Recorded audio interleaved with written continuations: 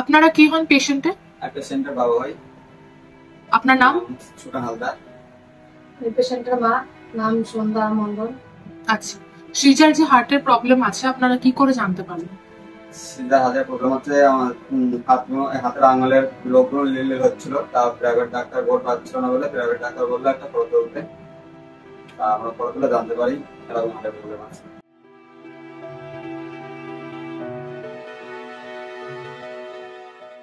নারায়ণীতে যে আসতে হবে সেটা কি করে জানলেন? সেটা আমাদের ওখানকার ডাক্তারবাবু একটা খোঁজ দিয়েছিল, ঠিক আছে, বললো এখানে যাও, এখানে ট্রিটমেন্টটা ভালো হয়।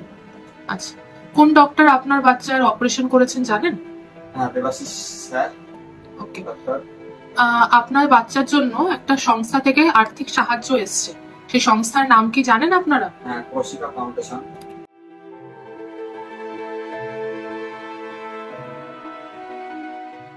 আপনারা কৌশিকা ফাউন্ডেশনকে কিছু বলতে চান? কৌশিকা ফাউন্ডেশনকে আমরা খুব ধন্যবাদ জানাতে চাই।